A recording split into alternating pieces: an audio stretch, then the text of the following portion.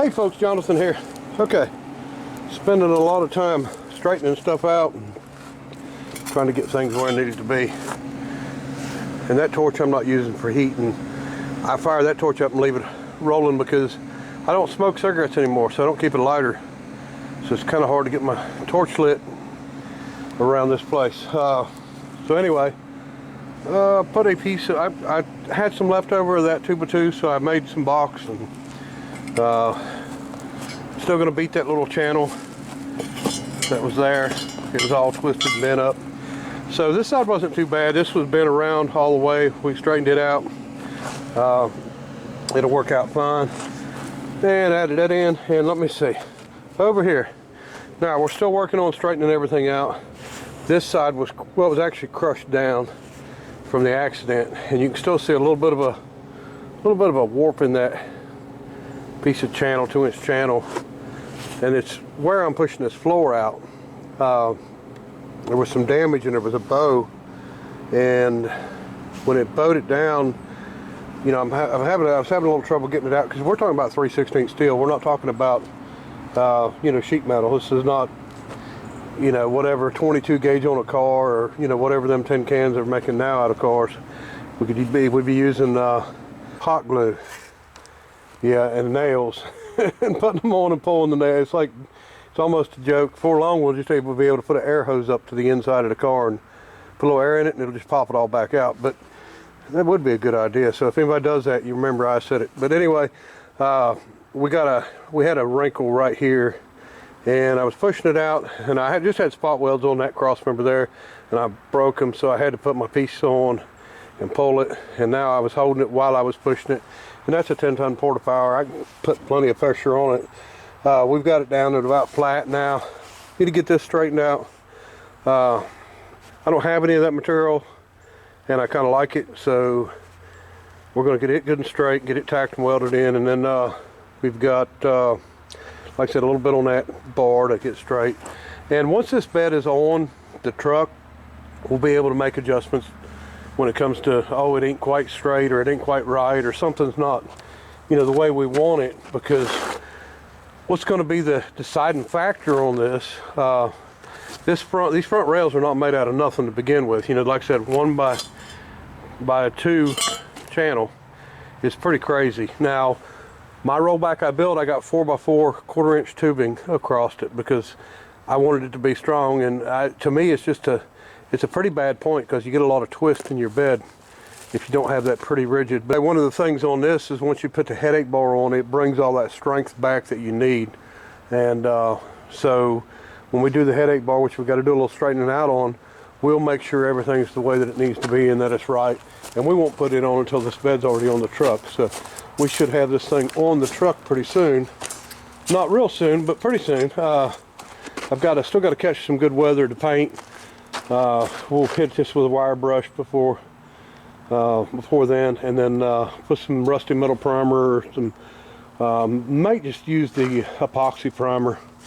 Is that epoxy? The red stuff, you know what I'm talking about, the stuff that they use on metal. It's really good. Always been really good for you know, not re-rusting under it. And we might just leave it like that, and then just paint the rest of the top of the bed and all that black. But anyway, so we're moving right along on it though. Still got some welding on the other side, and a lot of it's finished up, but I'll show you the truck. So I stopped for a little while to work on this. Now I put 2 bolts in that. I just want to see what it looked like. I kind of like them mud flaps, and it was laying back here on the ground, so I figured I'd get it off the ground. But it's not on permanent. It's got to come back off to be painted. Let me see, what did we do? So we found a leak in a hose straight above that. We've got to replace another hose on there. Let me see, repacked both of these cylinders, and you can see where I took them apart. And what I did is I left them on here. I had a lot of people say something about that pin, that I could have moved it forward and cleared that pin, and you're right, I could have. But the last thing I want to do is get anything that close to that fuel tank. If something falls between it, you know, eventually from movement, because you know, the truck frame is all constantly twisting and stuff. I don't want anything rubbing on that tank and causing me any issues. And something I learned a long time ago, if you put stuff close together, something will fall in it, something will hang in it and stay in it. At least it's open enough it won't. But I mean, if I'd have moved it up there, we'd have been close. It just wasn't worth it to me. I didn't pull the pin when I rebuilt the cylinder. I left the cylinder on there, dropped it down, redone it. I had to do one hose on the other side. And I did pick up a set of in the ditch dollies with aluminum bars. And these bars are below 5 feet, so I'll be able to build a rack above here for these to sit in. These dollies themselves got aluminum wheels, are going to be mounted up here, well, on the side here behind the tank, but we'll have locks on them to keep anybody from stealing them. I'm never far enough away from my trucks to worry about somebody coming up with a sawzall or coming up with a cutoff wheel and installing it. I'd be more apt to, when I walked in a store, you know, to pay for my fuel or something, and I turn around and walk back out, somebody to grab something and walk away from it on the truck. So they're not going to be able to cut locks off quick enough to keep me from getting them anyway. So we've straightened out a few other little things on the truck, and like I said, I had to replace this hose and got that done. So the ultimate plan right now is to keep at it, keep welding on this. And the reason I'm doing that is I have to move this to get the truck up here to finish the little bit of welding I need to do to paint that. Well, there's no reason moving this bed and then having to put the truck up here, do a little bit of welding, and then pull it down, and then you have to bring the bed right back. So we're going to finish everything on the bed first. We're going to probably go ahead and get the winch back on it. Now I did, instead of going an inch here, I went 2 inch, but there's plenty of room in there for that winch. You know, there was a gap anyway, so it don't really matter. Hopefully the winch works out. If it don't, I got another one. I got a good worm gear winch. I'm not a planetary person, but we'll try it. So I guess next is going to be getting that straightened out. Start getting all this stuff welded in, and I've pretty much got the side. Still got some little things to do on this side, but I don't have it fully welded. This side is fully welded, and most everything is pretty straight. You know, there might be a little bit of deflection here and there, but nothing real major. And we'll definitely get it. And let me see, I had some people say something about why I used angle iron.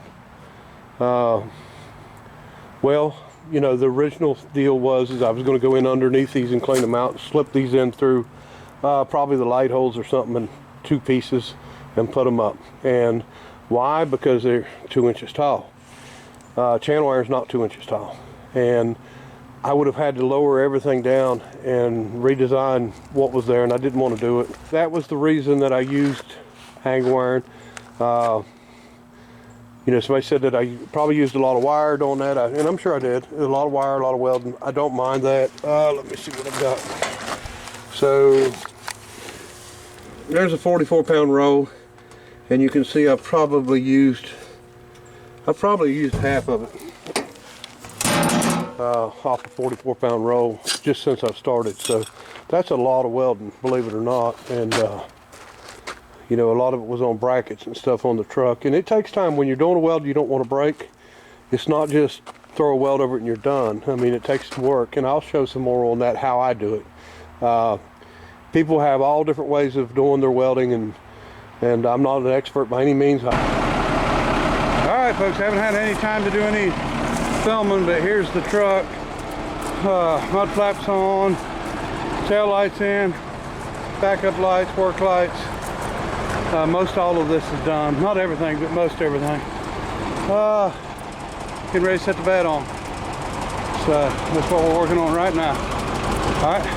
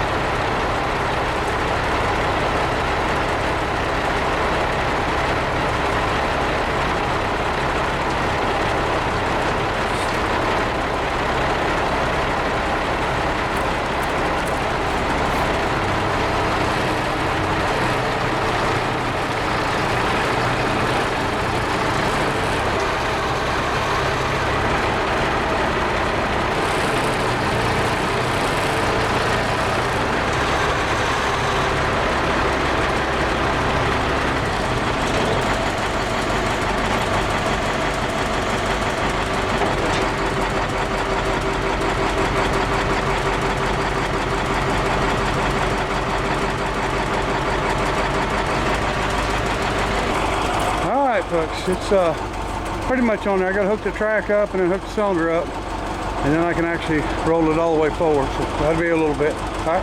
All right, folks, here's the truck with the bed on. As you can see, I got clearance in there. A tray will go inside there, and that'll hold my dolly bars and possibly shovel, room, something. We'll figure that out.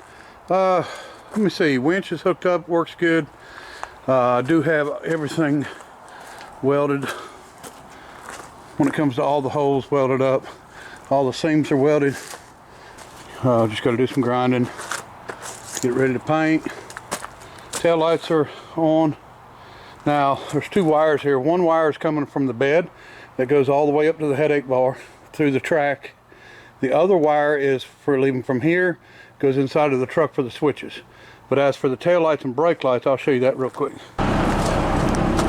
Okay, so I got the parking lights on. I don't have my 3 small lights wired yet. Got the parking lights on, and I have the turn signals on. You can see they're working good. And so let's operate it here. I've got to get more fluid.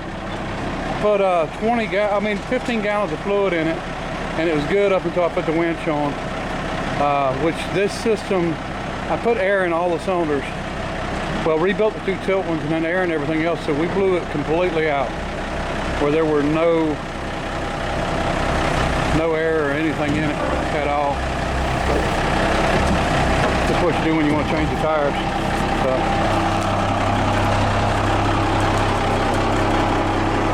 Anyway,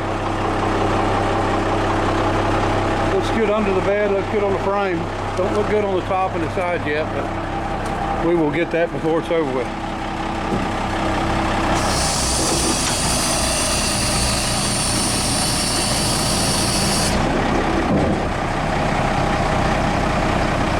And my locks work perfect. As you see, when I go forward, the bed comes right into the locks,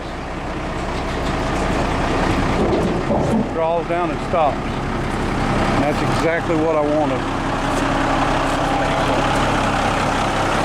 Good to go so far. We're going to keep at it. I'll keep showing more. We're going to get, I've got to straighten all this out.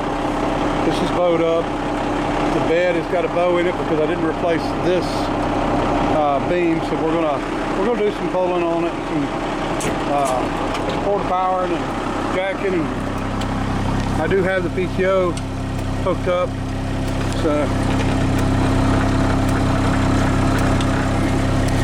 So now we can turn the PTO on and off. Of course, this is the old school.